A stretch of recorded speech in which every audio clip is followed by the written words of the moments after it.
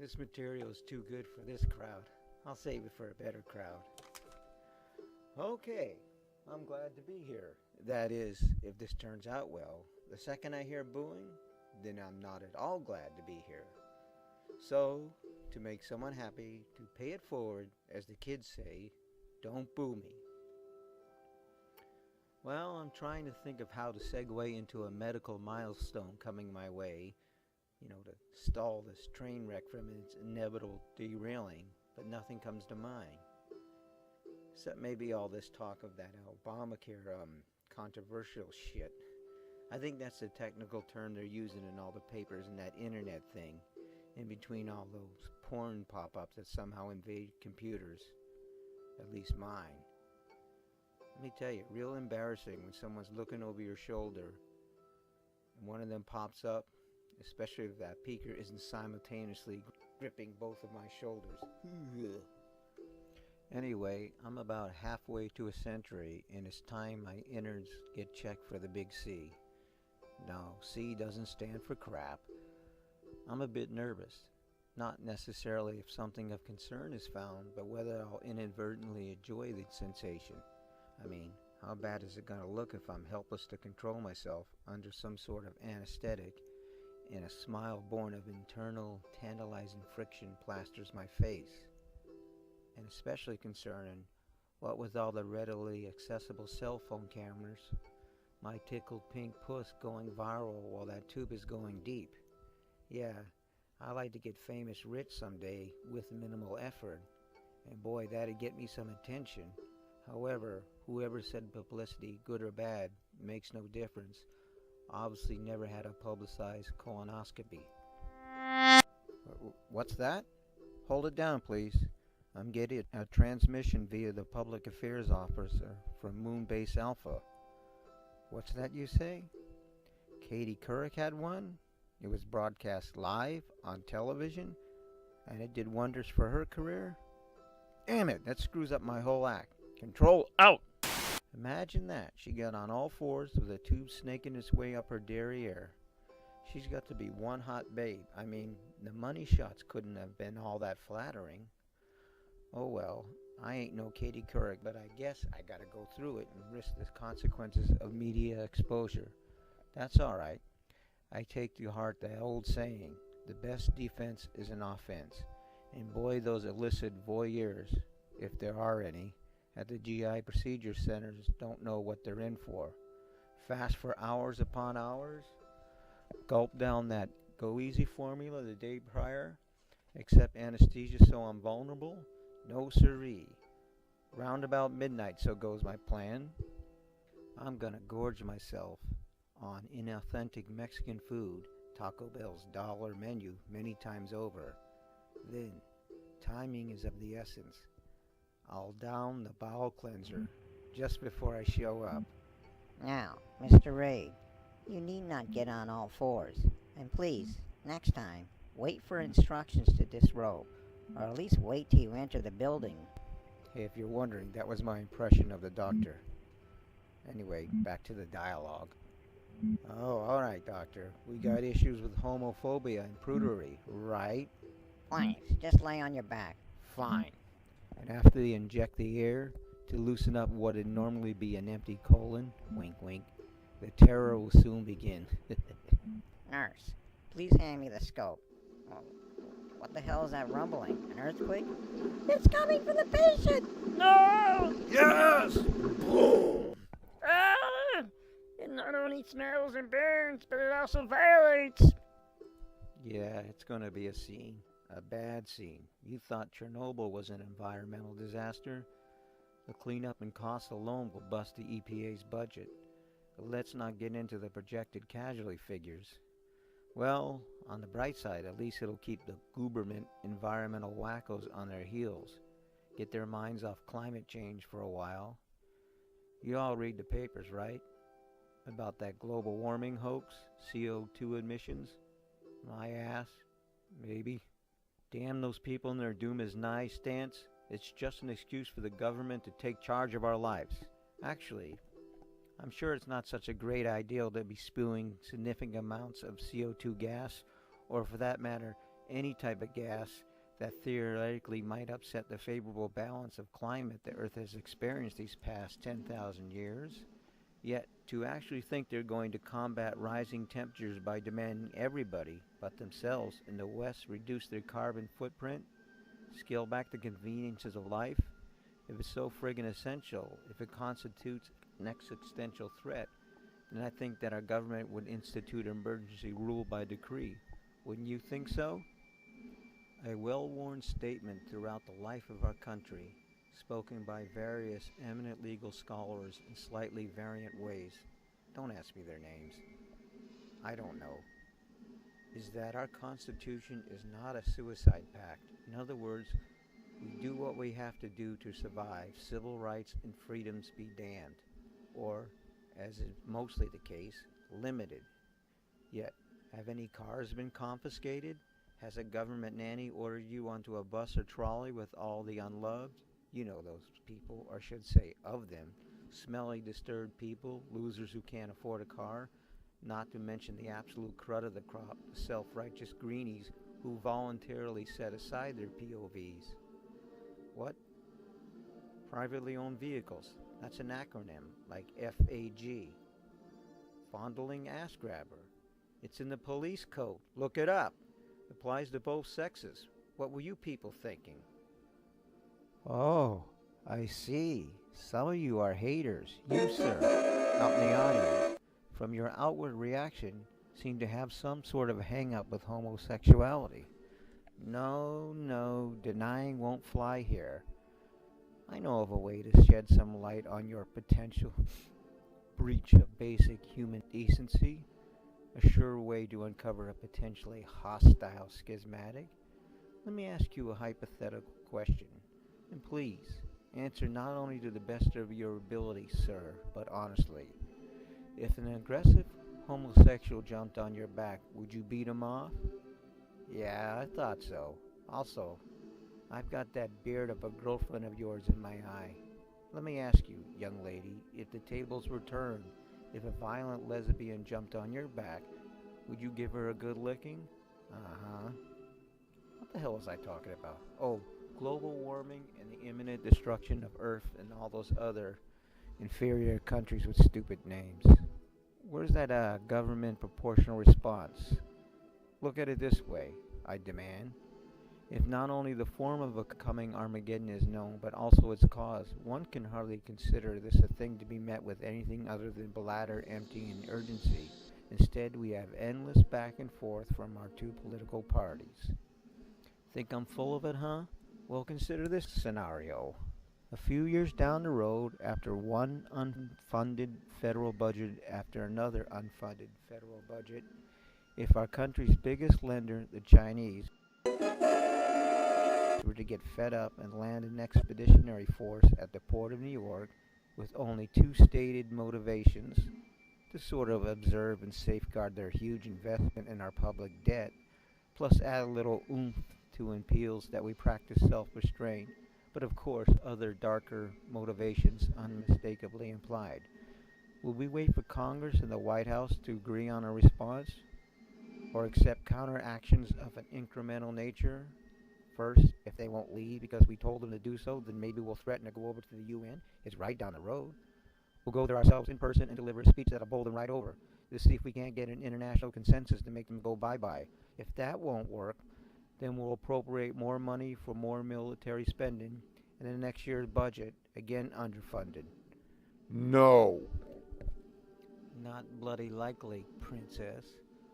All those Americans who avail themselves of their Second Amendment rights will swarm towards the invaders, trailing behind, wink wink, or nudging ahead, a vast human shield formed by those who frowned upon personal ownership of guns. Plus, our actual military, that is what's left of it, will inflict as much death and deprivation as possible on the uninvited. Screw the collateral damage. And our elected officials shall do their primary duty, protect and defend the Constitution and the lands where it is in force. Forgive me if my comparison doesn't quite float your boats. My mommy and daddy didn't put me through college. Anyway, if we are in such dire straits, act like it and act accordingly. government crusaders. Don't expect people meekly to give up their lifestyles they and their ancestors worked so hard for just 'cause you're quoting scientific data you know damn well the average person could never hope to verify. Besides, technology got us into this mess in the first place. What with all the inventions of the 20th and 21st centuries, cars, computers, phones, digital porn, most likely it will come down to technology to steer us clear of the coming climactic apocalypse. Like what you say, says the man on the street. Some examples. Glad you asked. First of all, formulate a bunch of plan Bs, or sort of bridgeway till the time we have replacements. Legitimate ones, not expensive pipe dreams that can take the place of greenhouse gas emitters. Instead of investing in green companies, Solyndra, put that money toward research into altering the weather, like learn how to suck the CO2 out of the atmosphere, possibly by dumping iron into the oceans, which will inflate the massive algae, a suckerer of CO2, develop lasers that will cause rainfall, inject sulfur into the atmosphere to control warming, frack for natural gas. We got choices despite the risks. Tampering might cause localized environmental disruptions, but they can be mitigated and ultimately controlled. That, or according to the eco-freako crowd, everybody slap on a pair of tidy shorts and ride a bike. Well, let me tell you, you modern-day fire-bad Luddites, your taut, muscular buttocks won't save us this time. Lastly, one offset to CO2 emissions, stop Al Gore from eating so much, especially beef. Al Gore, I mean cows, the world over release greenhouse gases from both ends. Al Gore, I'm sure, does the same thing. There are upwards of 1.5 billion of the heifers on the earth, providing dairy products and beer for us. Beer, I meant beef. But they will also release a significant percentage of greenhouse gases, particularly methane, a known butt gas, exponentially more a heat-trapping gas than CO2. So, what do we do? Are any of you out there willing to forego a cheeseburger, ice cream? Most people say they're willing to cut back or willing for a while. Others, nah, I will just deny the science or the severity of the consequence. Way out via technology? Soon, maybe within a decade, we'll have lab meat. Lab meat, you say? What the fuck is that? Why, it's the very animal stem cells. Instead of breeding billions of gaseous animals whose lives of confinement will be cut short, we can take cells from only the finest specimens, which will be cultured in some sort of biochemical broth, placed on scaffolding till it progresses to fiber and then muscular tissue. Now, I imagine, judging from some of your looks, this sounds gross. I guess, but compared to what we do now? Hi, Bessie, come here. Oh, she's a little bit shy, probably from all the milk we sucked out of her. Hit her with the cattle prod. Don't. Let's hack her up, boys. This happens millions of times over, millions upon millions of times, in none too clean environments. That is, slaughterhouses, perpetrated by guys who not only mind putting holes in the heads of cows, pigs, and whatnot, but also hacking them to pieces. It's honorable work if you can get it, but hardly something you like to discuss over the dinner table when you're devouring other hacked up snuggly widow quitters. Ugh. We humans, our place at the top of the food chain, we certainly take full advantage, and we make that chain ever longer. Someday, it just might go snap. Plus, there's the butt gas issues. But lab meat, grown in sterilized environments to a multitude of preferred cuts by highly educated technicians on immigrant visas, it'll be a sight to behold. Why, if you wanted to take a tour of the meat factory, you could drag along the very animal they took the cells from so you could stuff your fat, greedy face. No guilt from hurting animals, and no guilt from hurting that vindictive B word, Mother Gaia. And there, you know, the splendid lady come to call, na na na na. As for how we'll get butter and the rest of the gooey goodies from the ruminants, I guess we can squeeze it out of old Al Gore's fat ass. His fat, cottage cheese, bubblegum chewed ass. And as for those immigrant workers in the lab, don't fret. They may take jobs from us real Americans, but that won't last long. You see, they'll mostly be from Asia and have big brains, and that's a good thing. 'Cause when the zombie apocalypse happens, which we all know will happen, 'cause it's all over TV, the signs are there, people wake up. The undead will be drawn to the Asians, 'cause they got big, thick, juicy brains. They'll be so distracted by those yummy, egg-headed wonders, the rest of us normal can make our getaway out to the desert and start a new Eden. A new Eden. A new beginning for a newly chosen people. Think of the possibilities. Unlike the old Eden and what followed, the revelations this time won't be so onerous and peculiar. I mean, if God Almighty wants his people to think and behave in a certain manner, maybe secondhand accounts to superstitious desert rats might have worked 3,500 years ago, but it ain't gonna cut it with us sophisticates today. I'm not saying Moses and all the other prophets were lying or what, but however they received or thought they received all those intrusive and persnickety divine rules is going to take hard proof to get modern people to walk a hard line. Or maybe the new revelations of this new Eden and its new prophet, me, won't be so tough. I mean, the average surviving Joe or Josephine with their small to medium-sized brains might think, if it's no sweat off my brow, I'll follow the new rules. Glory be to God. So after I ascend the holy mountain, the first one I see, preferably not too high, with clearly marked hiking paths, at the summit I shall work myself into a frenzy of disassociation, a state desperate for answers and order. The one-sided conversation with the master and creator of time and space shall commence. Upon my descent, mankind's latest chosen shall be instructed. First of all, weenie-whacking. The less scientific term, I believe, is circumcision, won't be a requirement. I mean, if you want to do it for hygienic reasons, or you just like mutilating body parts, have at it. As long as I don't have to see it. Second of all, rules against onanism are out the door. That's a fancy name for self-pleasuring, which, ironically, is also another name and form of weenie whacking. Again, I don't want to see anyone doing it. Homosexuality shall be outlawed, at least half of it. Hey ladies, guess which same-gender group won't get to do the nasty?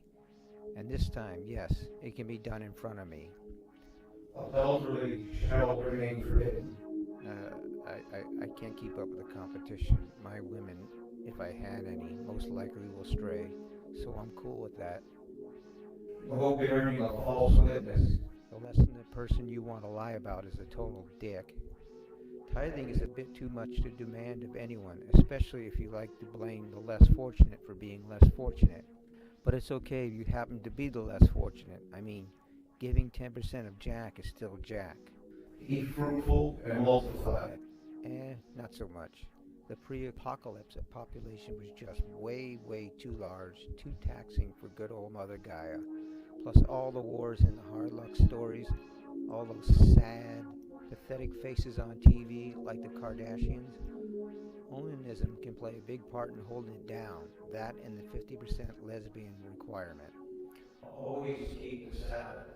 Sure, if I'm not too busy. Heck, I'm adept at doing nothing for lengthy periods of time. In fact, we can have 2 or more rotating Sabbaths a week. As for keeping it holy, well, in this new post-apocalyptic religion, holy is kind of a vague, subjective term. A lot of wiggle room there. We won't judge people too harshly over the important ethics. And speaking of wiggle room, we can't forget the all-important thou shalt not kill, or more accurately, murder. And really, murder, killing, it all depends on, your point of view. I just know if it ever happened to me, I hope I get killed instead of murdered because, Moving on, one rule from on high long ago might not very well make the cut this time. It will be the most theologically significant dictate.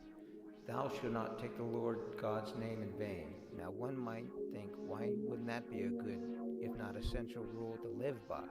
But that instruction I always figured was hypocritical, if not outright insulting to the notion of common sense. I mean, if God didn't want us saying any bad words associated with him, then why did he give himself such an unflattering middle name? I mean, what is the deal? Who are these deities that proclaim contradictory instructions? What, you don't understand? Then why do we hear over and over, God damn it? I mean, I could only figure God was his first name, it was his last name, and so forth. I see I'm not doing all so well with this laugh stuff. Well, all hope is not lost. There might be a way or two for me to get off the dole. I can always try to parlay the internet into some way to make money. I'm not too creative, so I guess I could try a knockoff of a popular website, like instead of Wikipedia, I'll have Dickopedia. I haven't decided whether there'll be a repository of people with unfavorable personalities, or a comprehensive database of male organ size differential, or lastly, a pay-access gay porn site. Decisions, and the world of fame and fortune doesn't favor kindly the hesitant. If Dickopedia doesn't pan out, I can go about the country door to door, proving there are such things as stupid questions. But the hook will be not just a stupid question, but also one with an even stupider answer. Like, ding dong. Yes. Hi, will Cherokee Nation ever return? And before you answer, let me give it a crack. Maybe, but only when they'll learn. And there's more. Do you know the way to San Jose? Well, why do you ask? Because I've been away a long time. And finally, when would be a bad, possibly worse time to abandon your spouse? Just when he needed you most. Also acceptable is for hungry children and crop in the field. Good night.